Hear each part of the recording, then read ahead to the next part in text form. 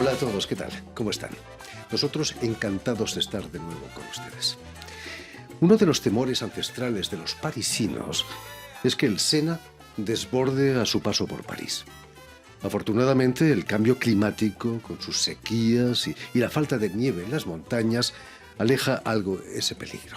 Pero a veces hay elementos que no se pueden contener, como la pintura en expansión de nuestro invitado de hoy, el artista español Alberto Reguera, pintura que se sale del cuadro ante el público atónito de un museo de Madrid o el Instituto Cervantes de París.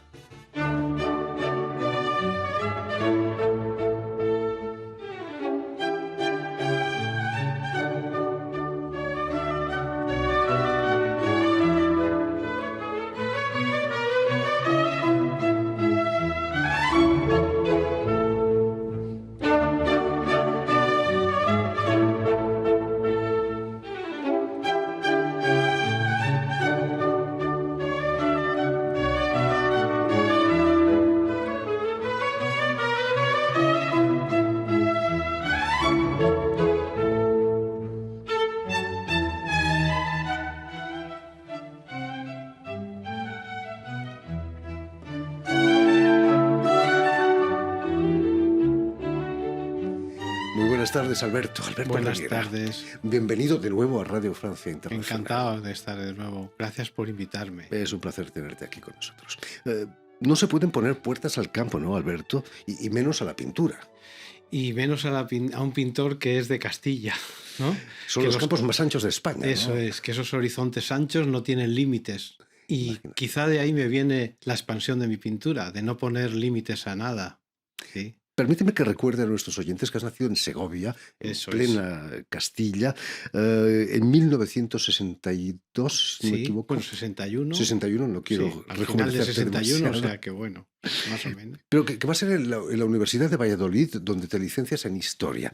Pero, Exacto. ¿cuáles fueron las razones de escoger Historia y no Bellas Artes, por ejemplo? Claro, pues en realidad a mí me llamaba muchísimo la atención ya cuando estudiaba historia y paleografía, todas esas manchas que había, esos fondos que había en las manchas de los, bueno, de los archivos. O sea, yo ya estaba enamorado del arte, de la pintura, pero entendí que tenía que tener una base para entender bien la historia del arte y la historia moderna y a partir de ahí mm, crearme un contexto adecuado para lanzarme a la pintura. ¿Qué importancia tiene, Alberto, para un artista como tú, para un artista, un profundo conocimiento de la historia del arte? Es bueno porque no solamente es importante tener un conocimiento de la técnica, sino tener conocimiento de qué se ha hecho durante la pintura. Había un crítico de arte que escribía en El País, que se llamaba Javier Maderuelo, que decía que yo analizaba las capas de la historia de la pintura de la misma manera que superponía capas de colores en mi pintura, ¿no? Y esa superposición de capas en la historia es una de las constantes en mi trabajo, ha sido siempre una de las constantes en mi trabajo. Y por eso siempre es una pintura contemporánea, pero respetando el pasado. Ese conocimiento de la historia del arte no impide al artista ir a contracorriente, ¿no? Eso es, En tus inicios en el arte, en España estaba en boga la figuración correcto, salvaje, correcto. y tú partías de una abstracción lírica, por ejemplo, ¿no? Exactamente.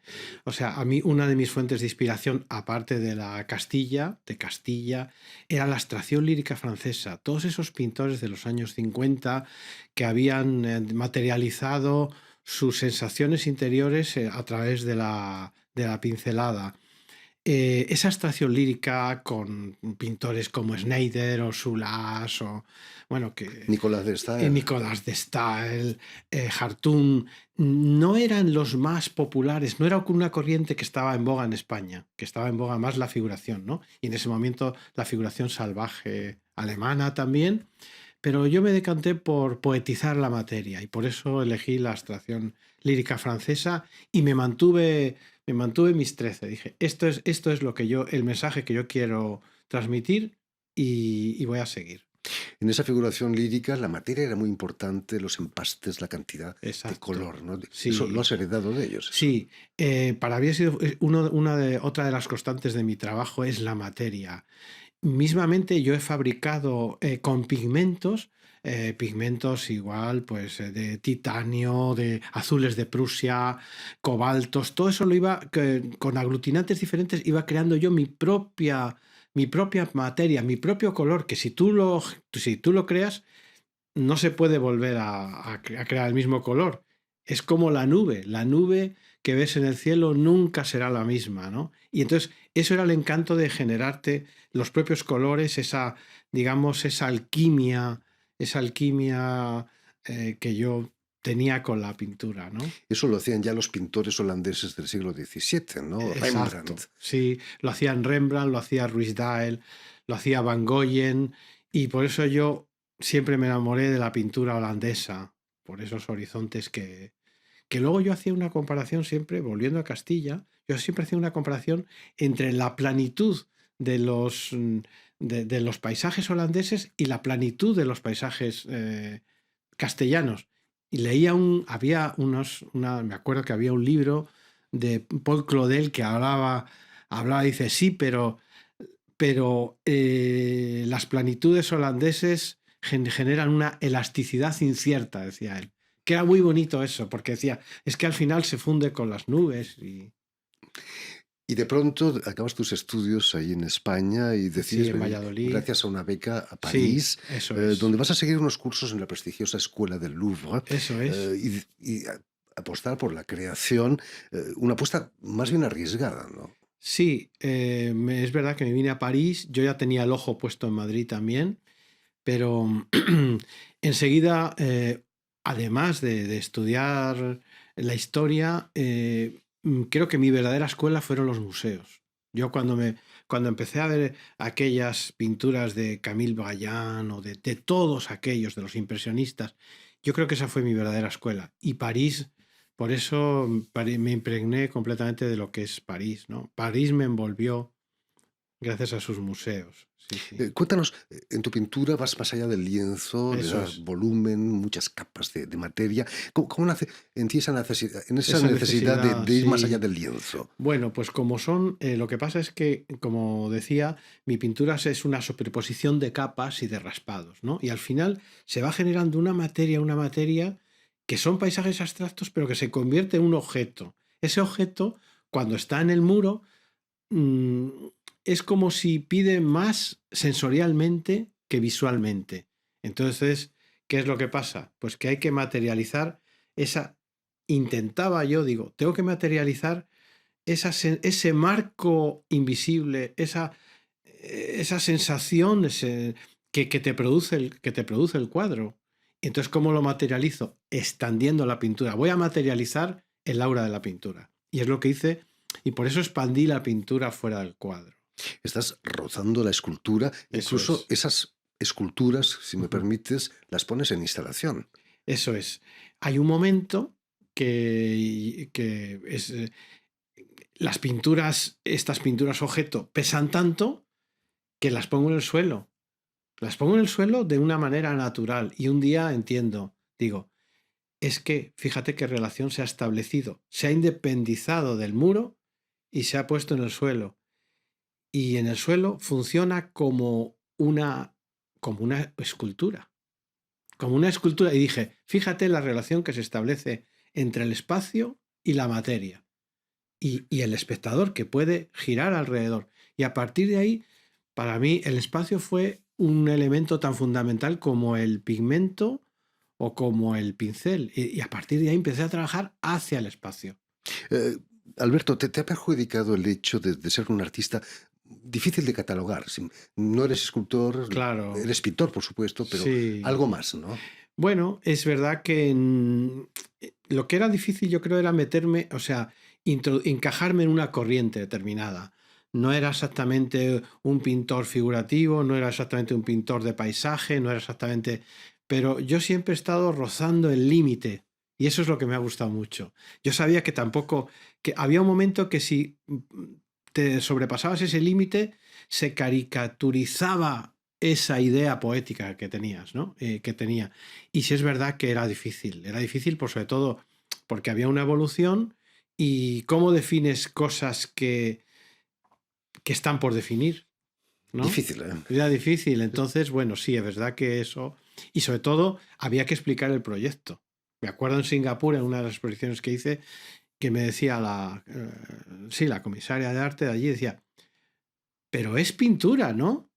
Pero lo vamos a poner en el Sculpture Square. O sea, que al final es pintura, bueno, pero es pintura. Digo, sí, pero no pasa nada porque sea pintura y sea escultura. Y rompió su prejuicio y se acabó exponiendo la instalación Eres un artista pictórica. equilibrista, ¿no? Entre la escultura y la pintura. Exactamente, sí, sí. Has dicho a menudo, Alberto, que recibes más apoyo en Francia que en España. ¿Es Ujú. un signo de la modernidad francesa o de una España algo reaccionaria en el campo del arte? Bueno, yo creo que ahora mismo eso fueron los primeros años, luego eso se ha ido estabilizando. ¿Eh? O sea, Afortunadamente para España. afortunadamente sí, España ha pegado un giro en el arte. Es verdad que mis comienzos fueron muy fuertes aquí, muy fuertes. Sí, sí, pero Ah, luego eso se ha ido como estabilizando con todo. España ha pegado un empujón tremendo en el mundo del arte contemporáneo.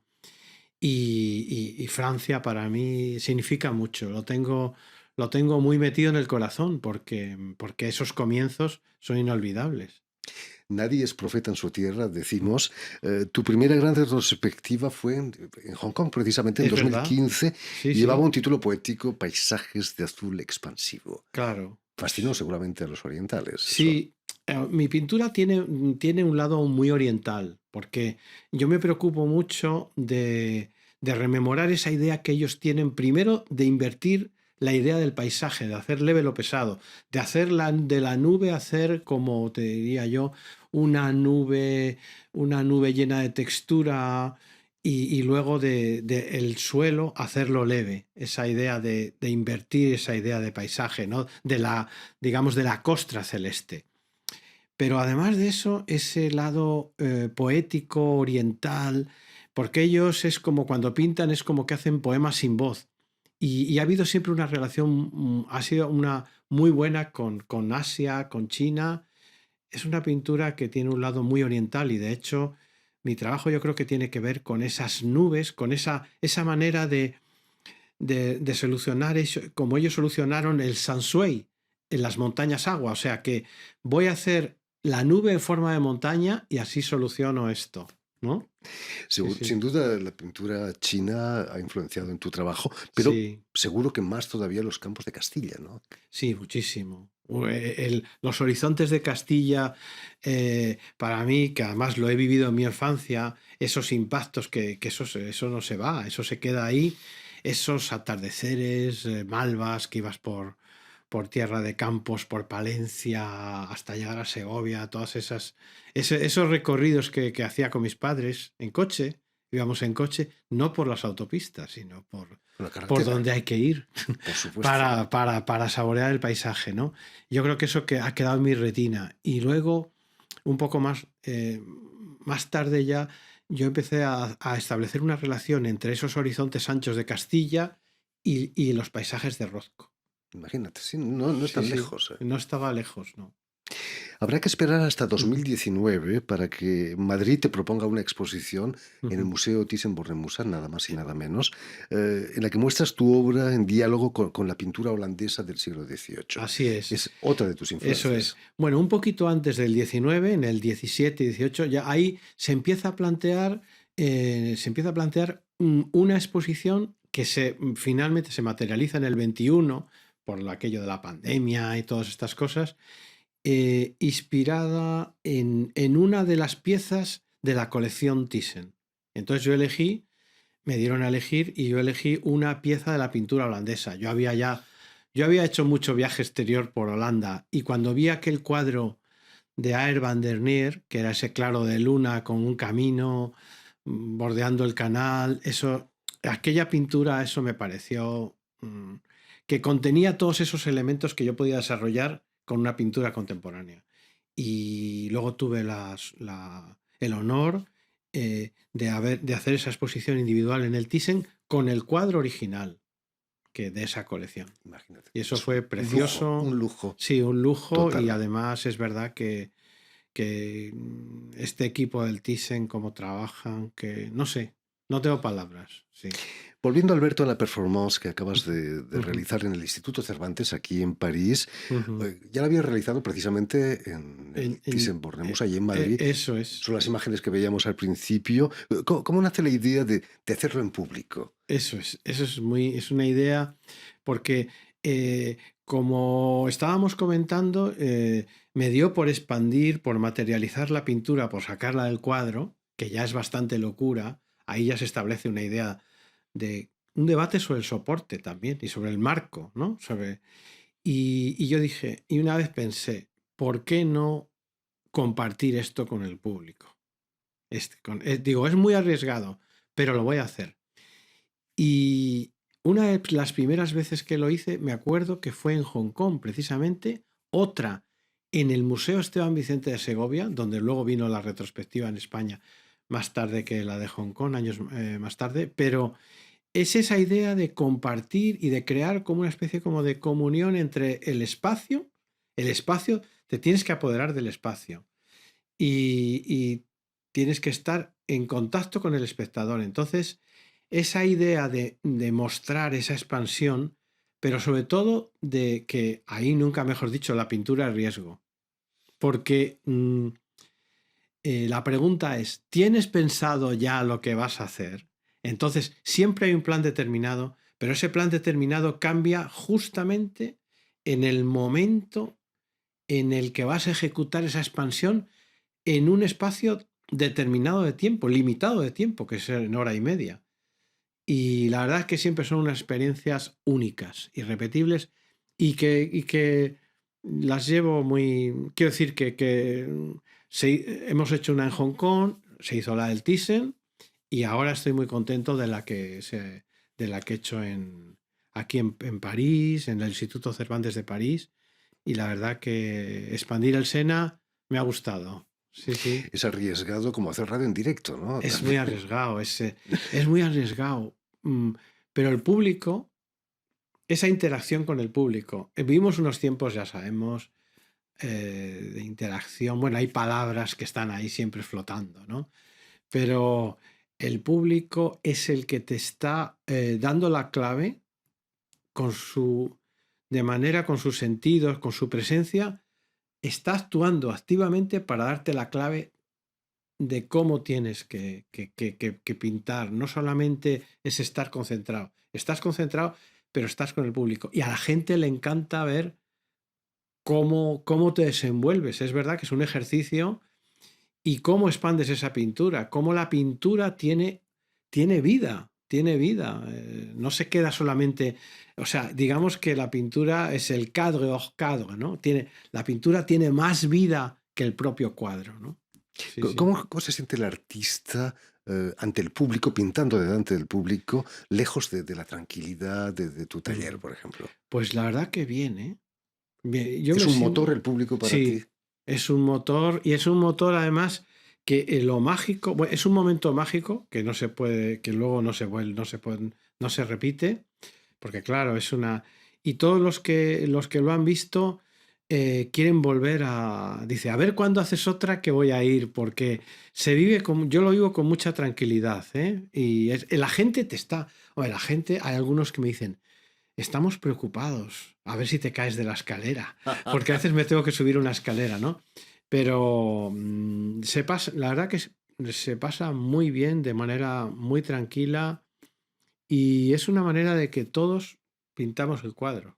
Sí. Es un ejercicio de equilibrista Es un también. ejercicio, exactamente, Decíamos. es un ejercicio equilibrista. Algo, Y sí, sí. ejercicio que lo has hecho en Hong Kong, en El Cairo, En el aquí en París, en Cairo, Madrid. sí.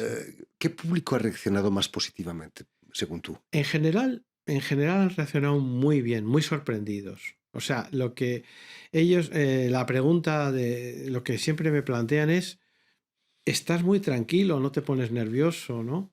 Esa es la primera. Y la segunda es que a veces están más nerviosos ellos que yo, ¿sabes? Y les encanta y sobre todo la reacción es muy buena. Es como, nunca habíamos visto esto. Pero sobre todo es quiero volver a verlo. Y hay una cosa también interesante en esto. Vivimos unos tiempos donde todo está digitalizado, donde Todo es todo es virtual. virtual. Y el público o el espectador, el que mira, ¿no? El que mira dice, por fin estoy experimentando una experiencia sensorial y física. Quiero volver Me ha gustado venir porque he visto una experiencia física. Es como si hay un hilo conductor, como si el aire une el espectador. Si la gente queda... Y además es la reacción del público lo más sorprendente, que yo no sé cómo lo soportan, pero que no se mueven de la silla en hora y media. Imagínate. Hay música, a veces, ¿Qué es lo que afortunadamente pasa, para ellos. qué es lo que pasa con la pared que has pintado? O sea, en Sí. París se ha dejado unos días, pero Ujú. lo van a tapar finalmente, ¿no? Tarde o Claro. temprano. Hay mucha... esto es otra vez el debate sobre el soporte, ¿no? Porque hice otra muy interesante, por cierto, en el High Festival de Segovia, que es un festival excelente. Es una apuesta también muy arriesgada que hizo Sheila Cremasi, que es la directora. Este es un festival maravilloso, bueno, pero me gusta recordar esto porque es una mujer que arriesga, ¿no? Y que es en aquel caso era un gran muro de pladur de 12 metros, ¿no? En otros casos es una tela que se enrolla y se desmonta y se puede volver a montar, que eso es muy interesante. Eso ha pasado ahora con la que he hecho inspirada en el Sena, ¿no? El Sena hacia el aire. Ha habido algún caso que se ha pintado sobre la pared y ahí queda, o hasta que lo aguanten, claro. Ya el día que no lo puedan aguantar, pues bueno. Eso les obliga a comprarte el cuadro y dejarlo allí, ¿no? Sí, bueno, o es que sí, es que no es igual el soporte sobre la pared que sobre... Normalmente ahora lo hago sobre un lienzo que se enrolla y ese lienzo va sobre unos bastidores y se monta y desmonta y se A puede... ver, Y eso tiene la ventaja que se puede volver a poner la expansión en otro lado. En el caso de Egipto se hizo así, que era una expansión sobre el Nilo, y en el de París eso se puede desmontar y es interesante porque luego quedan unos vídeos hechos y eso es muy bueno muy para... interesante. Sí, sí. Muchísimas gracias, Alberto Reguera. Gracias Que sigan los a ti, ¿eh? éxitos Y encantado de venir a por todo el mundo. Un RFI. Sí, placer. sí. Permíteme también que dé las gracias a Jérémy Boucher y a Julien Leng, quienes se han ocupado hoy de nuestra realización. Y también saludar a nuestros telespectadores, porque también los tenemos, que nos siguen en todo el continente americano, Qué desde bueno. Chicago hasta Patagonia, gracias a la cadena Unión Continental Latinoamericana y también una red que se llama TAL, que reúne televisiones públicas y universitarias de América Latina. Pues nada, un saludo también. Desde aquí se lo mandamos. Sí, sí. Y a ustedes, muchísimas gracias por su atención y les damos cita para una nueva edición de El Invitado de Radio Francia Internacional.